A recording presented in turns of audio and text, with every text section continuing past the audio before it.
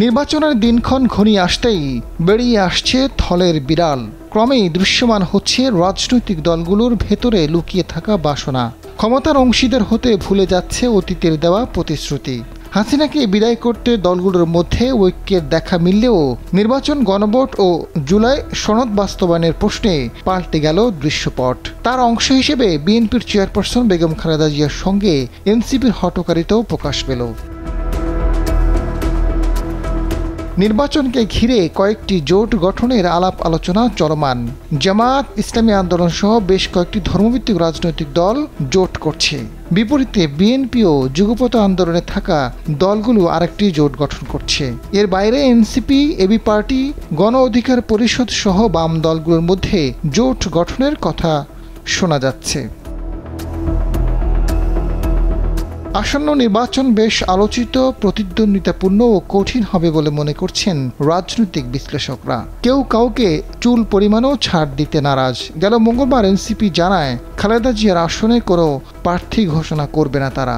দলটির মুখ্য সমন্বয়ক নাসির উদ্দিন পাটোয়ারি গণমাধ্যমকে এ তথ্য জানিয়েছেন। নাসির উদ্দিন পাটোয়ারি জানান, খালেদা জিয়া প্রার্থী হয়েছেন, এজন্য তাকে স্বাগতম। তার আপোষহীন ও লড়াকু নেতৃত্বে দেশের গণতন্ত্রকে শক্তিশালী করেছে। দলের কাছে সহযোদ্ধাদের মধ্যে তারেক রহমান, জামায়াতে ইসলামের আমির, এবি পার্টির মুজিবুর রহমান মঞ্জু, গণ অধিকার পরিষদের নুরুল হক নূর প্রার্থী হয়েছেন। এনসিপি তাদের সবাইকে ঐক্যবদ্ধভাবে সংসদে নিয়ে আসার পরিকল্পনা করছে। এদিকে নাসির উদ্দিন পাটোয়ারির ঘোষণার 5 দিনের মাথায় ফেনী 1 আসনে নিজেদের প্রার্থী দিয়েছে এনসিপি। দলটির কেন্দ্রীয় কমিটির সদস্য এহসানুল মাহবুব জুবায়ের মনোনয়নপত্র সংগ্রহ করেছেন।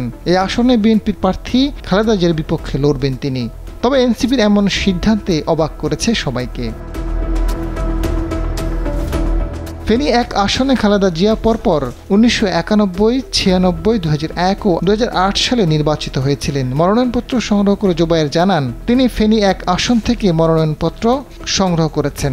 বেগম খালেদা জিয়াকে ফেনী 1, বগুড়া 7 ও দিনাজপুর আসন থেকে বিএনপির প্রার্থী হিসেবে ঘোষণা করা হয়েছে। সেদিক থেকে বগুড়া আসনটি এনসিপির পক্ষ থেকে ছাড় দেওয়ার প্রাথমিক কথা হয়েছে। দল ফেনী 1 আসনে তাকে চূড়ান্ত মনোনয়ন দেবে বলে তার বিশ্বাস। এই আসনে জনগণের জন্য কাজ করতে চান তিনি। আজাদ ফারুক, সময়ের আলো।